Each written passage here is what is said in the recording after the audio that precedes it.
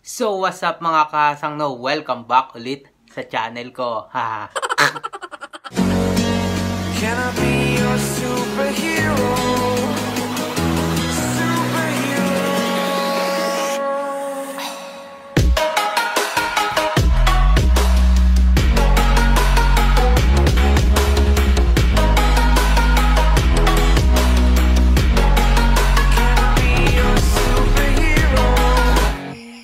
So mga master, no, shoutout muna tayo, no. Support nyo nga po pala si Wilson Gapi TV. Katukhayo daw yan mga master. Isa yan sa nag-subscribe sa atin no isang araw. And then kay Master Ace Gapi mga master. Salamat sa mga sumuporta kay Ace Gapi. And then bisitahin nyo rin po kay kay Beta Gapi House mga master. Salamat po. I-subscribe nyo sila. And then so, shout out po muna tayo mga master. Shout out po kay Worm Kinatagan from Mindanao. Salamat boss. Keep safe din sa iyo dyan sa Mindanao. And then kay Master John Lloyd Pidigrin, maraming salamat sa pagsuporta. And then kay Jab Daniel Abrigo from Tayabas or Lukban. Master, tagapagbilaw lang ako. Maraming salamat sa pagsuporta. And then kay Jerome Lagasca, maraming salamat po mga master. And then kay Jade Aranya, shout out sa iyo. And then kay Charis D. Chavez, shout out sa iyo master. Salamat sa suporta, solido ka. Maraming salamat. And then mga master, shout out din kay Master Leech. And then shout out sa iyo Master Roda Apolinaria. And then kay Nathan Rakitero, maraming salamat mga master sa suporta. And then sa mga comment nyo, maraming salamat po. Hindi ko po makakalimutan yung sinabi nyo. Ipagpapatuloy ko po yung aking ginagawa hanggang marating natin yung ating paroroonan. Maraming salamat mga master. May papakita na ako sa inyong sudden picture, pero sana matuwa kayo mga master. How to groom mga master.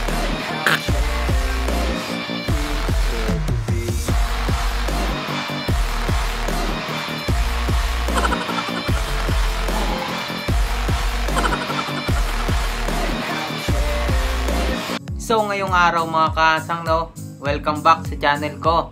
Long time no vlog mga master, no, kasi di ba galing akong Lucena, Quezon. Diretso pasok na ako kinaumagahan no, Lunes na umaga nung last week.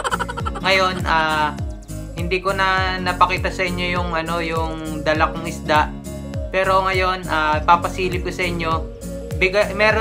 May dinala tayong pambenta dito, and then meron ding binigay si Sir Anel sa atin na isang trio EBM yun mga master. Tapos magpapasalamat po muna ako kay Sir Anel. Kung hindi nyo na po maitatanong, si Sir Anel po ay isa sa pinakamalapit kong kaibigan simula nung college days. Ayun mga master, matagal na kami magkaibigan, and then sa kanya rin po galing yung aking knowledge sa pag-isda. Utang ko po yung knowledge ko sa kanya, and then maraming salamat po Master Anel. Salamat. Next time bibisita ulit ako dyan sa'yo. Titingnan ulit natin yung mga isda mo. Palagay ko may improvement yan mga master. So yun mga master, no, simulan natin dito sa loob ng bahay. Mapapansin nyo itong rack na to lumiit. Dati ganyong kataas yan, kasing taas nung aquarium ng betang yon. And then nilipat ko kasi diyan yung kalahati para maging dalawa yung aquarium kong ilalagay. Mag-upgrade kasi tayo mga master, pero pasilip ko na sa inyo yung EBM na yon. Ito kasi mga master na EBM na to, madami to. Limang trio yan. Pero iisang trio na lang natitira. Bali pair na nga lang kasi may deform yung isa. Nabenta na kasi yung iba mga master, no. So yun, itong nakahiwalay na to, nanganak yan kagabi. Ayan yung mga anak niya mga master. 11 pieces yan mga master, no. Ayan, sana makita nyo kasi kulay itim din yung plastic na nilagay ko. Pero ano yan, masisigla naman silang lahat. Naka-aerator yan mga master, no. O ayan, sana makita nyo. Medyo stress pa talaga to mga master. So ito Kung gusto nyo bumili master, kontakin nyo na lang ako dito, kahit dito na lang sa comment section, and then sabihin ko sa yung price ng pair. Pero kung kasi itong pair na to, buntis na to mga master kasi sinama ko ka. So yan mga master, ito yung paglalagyan ko ng isa pang aquarium na bibilhin natin. May parating kasi tayong bagong isda next week yan, tapos yung mga betang yan ilalagay ko sa ilalim. So yun sa ilalim na yun. So yun, ito na lang muna mga master. Ang topic natin ngayon ay outcrossing, and then yung inbreeding. Yan. Tapos yung sa inbreeding, papakita ko sa inyo yung kung paano may stable yung current line nyo. Meron ako ipapakitang chart. So yun mga master, bago natin simulan, kung bago ka pa lang po sa channel ko, kung kakiklik mo pa lang nung videos ko, huwag ka nang mag-atubiling i-subscribe ang channel natin mga master. I-hit nyo na rin yung notification bell para lagi ka magiging updated sa mga bago kong videos na upload. So yun mga master, simulan natin.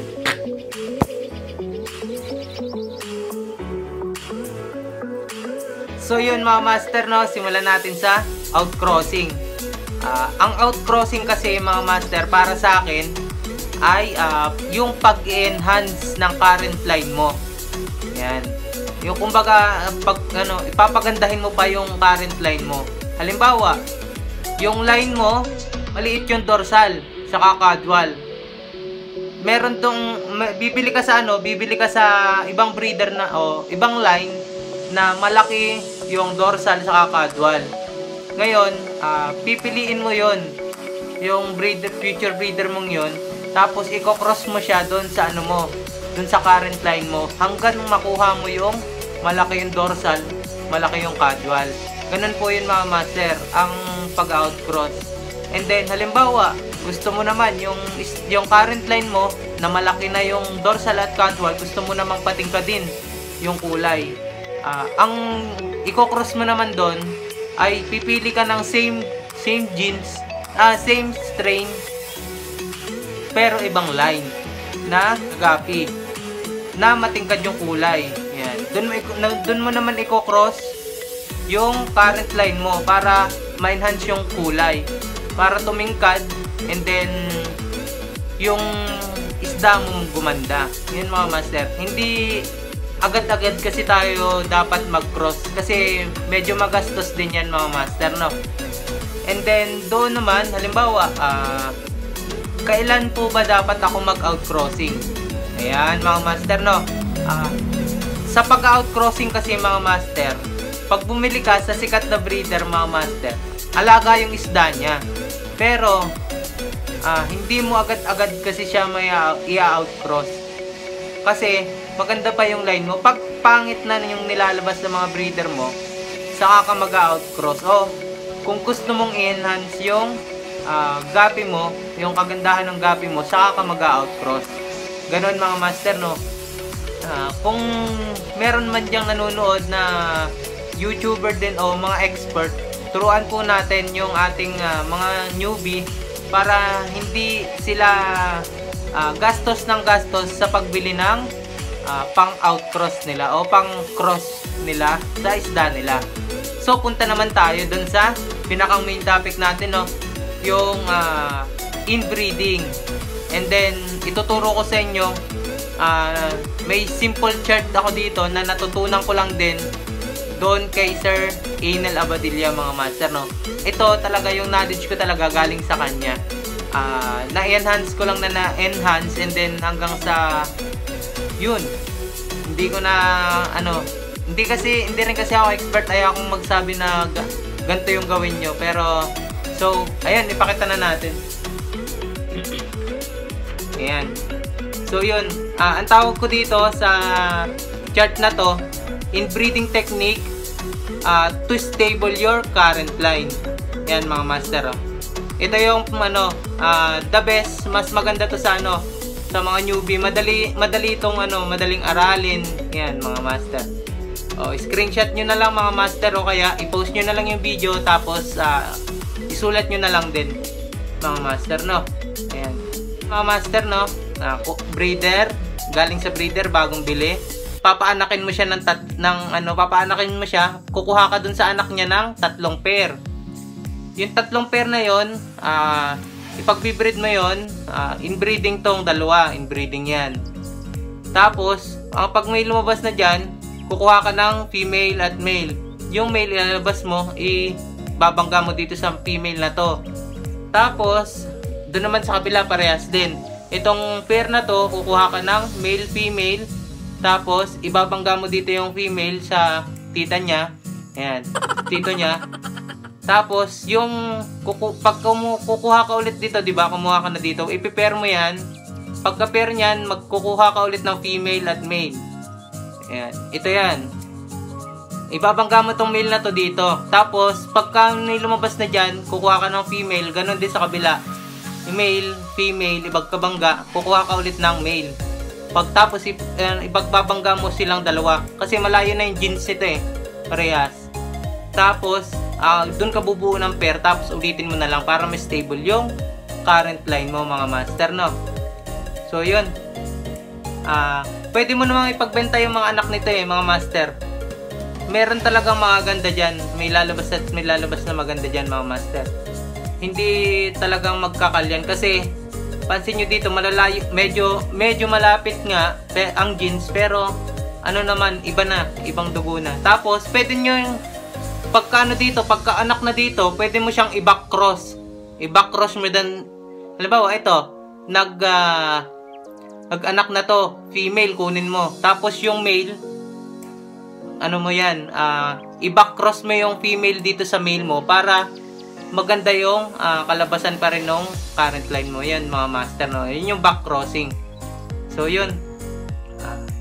Ito yung pinakang gagamitin ko dun sa ABM. And then, sa iba pang susunod na strain na hawakan ko.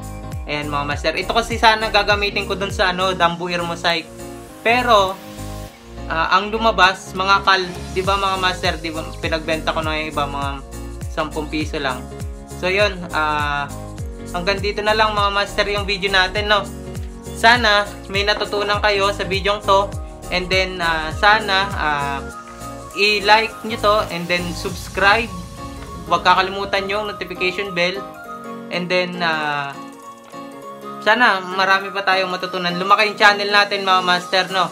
Para hindi lang tayo ang natututo. Para din matuto yung iba na bago at huwag iwan yung pag-iisda, mga master, no? So, yun. Hanggang dito na lang, mga master. Happy fish keeping!